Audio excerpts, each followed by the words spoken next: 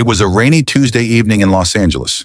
The city lights shimmered, reflected in rainbow hues on the wet asphalt, and the usual relentless pace seemed to slow just a bit under the steady drizzle. Keanu Reeves sat in a small, unassuming cafe called The Daily Grind, tucked away on a quieter side street, far from the usual glare of Hollywood hotspots. He'd discovered it a few weeks prior, drawn to its lack of pretense, its genuine neighborhood feel. It was worn around the edges, perhaps, but it felt real, lived in. It became his quiet refuge between filming schedules, a place to simply sip coffee and watch the world go by unnoticed. His baseball cap was pulled low, sunglasses on despite the dim lighting inside. The cafe was run by an older couple, its patrons mostly locals and workers from nearby studios and workshops. Keanu watched the condensation trail down his window pane. Inside, the air smelled of brewing coffee and freshly baked pastries. One of the waitresses, Isabella, caught his attention. She appeared to be in her early 30s with tired but kind eyes and a gentle demeanor. Her cafe apron was stretched taut over a noticeably pregnant belly, maybe 6 or 7 months along.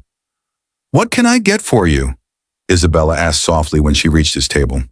"Just a black coffee, please," Keanu replied. As she turned to get it, he noticed the weariness in her posture, the slight strain as she balanced the tray. Yet there was a quiet resilience about her, a determination in the way she moved. She brought his coffee with a faint smile. "Rain's really coming down now," she commented, glancing out the window. Keanu nodded. "Yeah, perfect coffee weather." Keanu nursed his coffee, observing the cafe's quiet rhythm. He noticed Isabella during lulls in service. Sometimes when she thought no one was watching, perhaps while wiping down the counter or refilling sugar dispensers, she would stand very still, close her eyes for a moment, and hum a soft, hauntingly beautiful melody. It wasn't a tune Keanu recognized. It sounded simple, perhaps like a lullaby, filled with a profound mix of sadness and tenderness. The melody would only last a few seconds before she shook her head slightly, as if catching herself, and returned to her tasks. He also noticed her during her short breaks. She'd sit on a stool behind the counter, pull out a small, worn notebook and a pencil, and quickly scribble something down. A line, a few words, before tucking it away again as soon as a customer approached.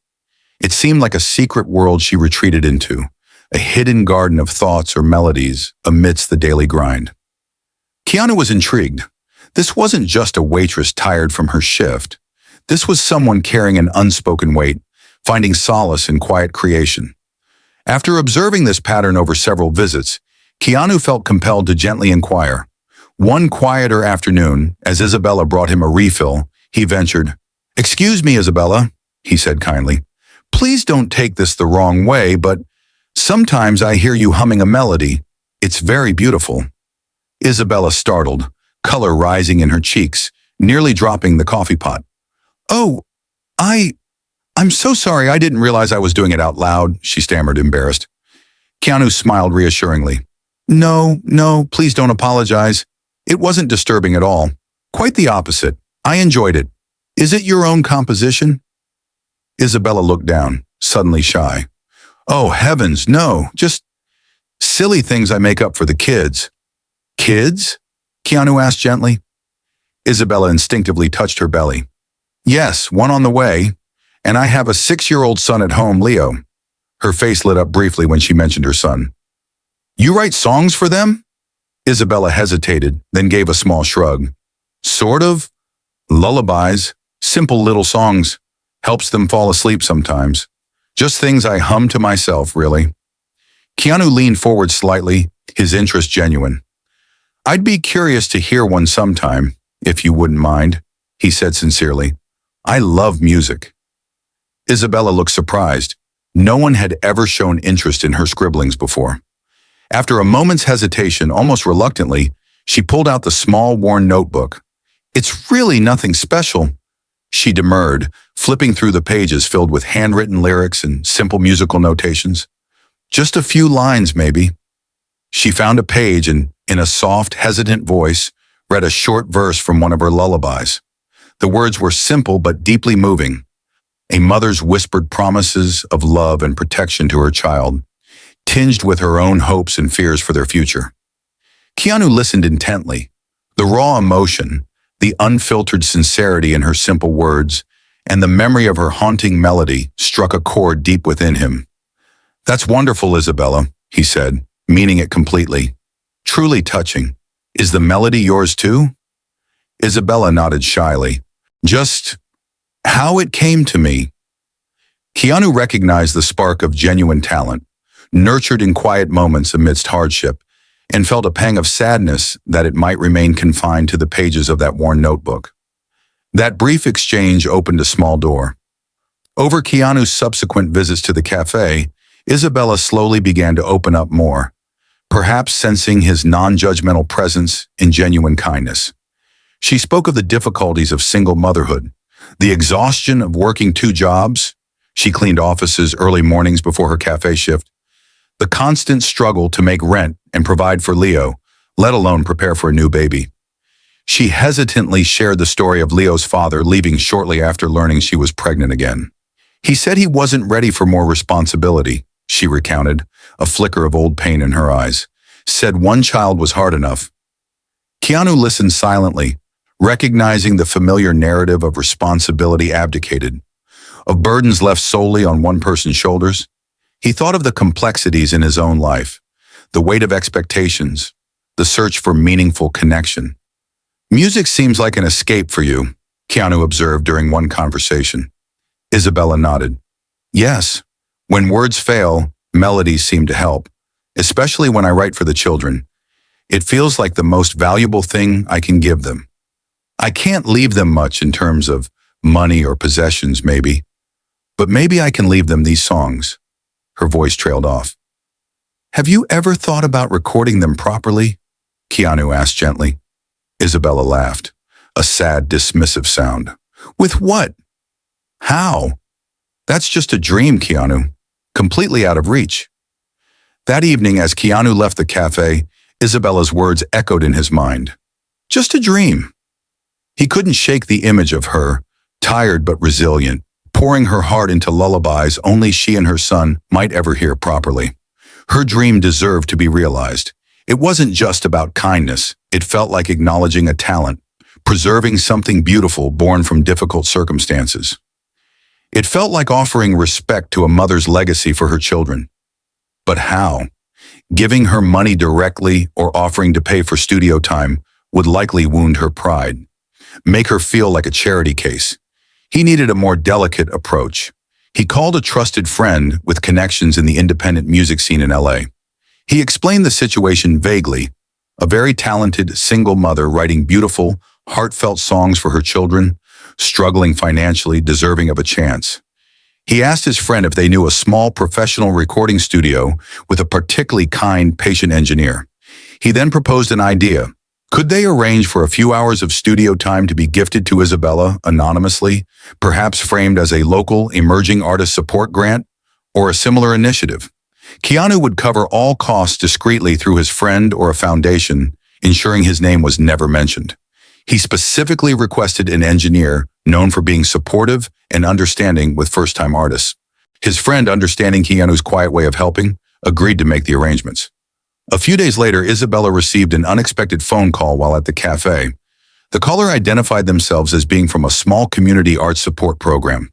They explained that someone who had heard her music, perhaps overhearing her humming, the caller suggested vaguely, had anonymously nominated her for a small grant offering a few hours of professional recording time at a local studio to help preserve her work. Isabella was stunned, utterly disbelieving at first. She thought it was a prank or a mistake. But the caller was persistent, gentle, and provided verifiable details about the studio. Hesitantly, filled with a fluttering mixture of suspicion and fragile hope, she finally agreed to accept the offer. The day of the recording session arrived. Isabella was a bundle of nerves. She brought Leo with her, needing his supportive presence. The studio was small but professional, filled with equipment that looked intimidating.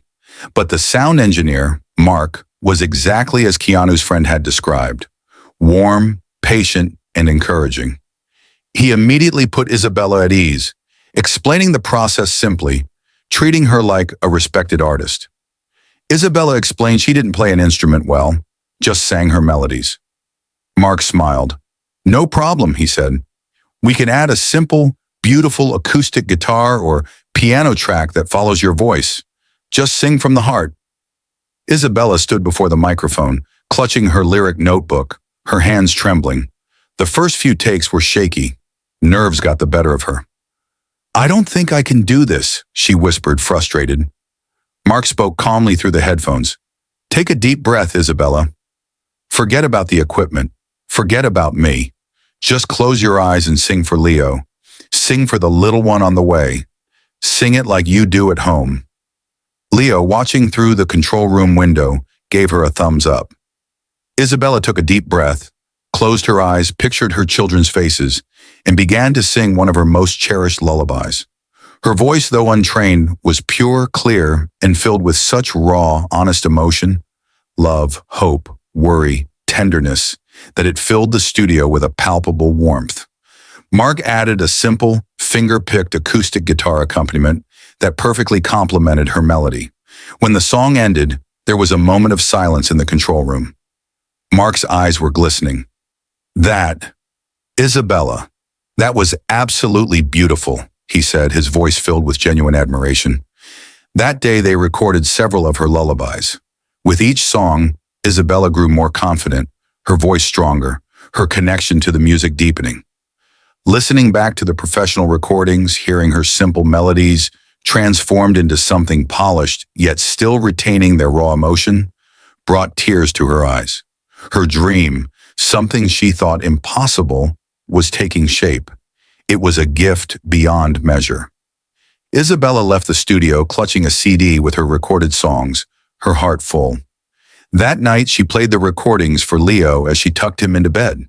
His eyes grew wide, hearing his mother's voice so clearly, accompanied by music. Wow, Mama, you sound like a real singer, he exclaimed. Isabella hugged him tightly. For the first time in a long time, she felt a profound sense of accomplishment and self-worth, independent of her struggles. A few days later, Keanu Reeves stopped by the daily grind. Isabella greeted him with her usual quiet politeness, but there was a new light in her eyes, a subtle confidence in her posture. As she served his coffee, she hesitated, then said softly, Keanu, I wanted to thank you. He looked up, feigning surprise. For what? Isabella smiled, a genuine, radiant smile this time. I don't know how it happened, but someone arranged for me to record my lullabies in a real studio. It was the most amazing day. Keanu simply smiled back. That's wonderful news, Isabella. You deserve it. Your music is special. He didn't take credit, didn't break the anonymity. Her joy, her fulfilled dream, was reward enough. Isabella didn't become a famous singer overnight. Perhaps she shared the recordings online with other parents. Perhaps they remained a precious private treasure for her children. But the act of creation, the validation of her hidden talent, had fundamentally changed her. It gave her renewed hope and strength to face her daily challenges. She continued working hard, but now she carried within her the quiet knowledge that her voice mattered, that her dreams weren't just silly things. Keanu continued his own journey, carrying the memory of Isabella and her music. He left the cafe that day feeling that familiar, quiet satisfaction. He hadn't solved all her problems, hadn't waved a magic wand, but he had seen a hidden talent, recognized a quiet dream, and provided a small, respectful opportunity for it to bloom. Sometimes, he mused, the most profound acts of kindness weren't about grand gestures of charity, but about seeing the potential in someone and quietly helping them find their own voice. True success, perhaps, wasn't just achieving one's own dreams, but enabling the dreams of others, however small they might seem. This story reminds us that even in the most unexpected moments, we can be a source of hope for someone else. Is there a hidden dream or talent inside you, waiting for a chance to be heard? Or have you ever been the Keanu, quietly enabling someone else's small but precious dream? Let's share these moments of hope, kindness, and creativity in the comments. If this story touched your heart, help more people hear these kinds of sincere stories by liking, sharing, and subscribing.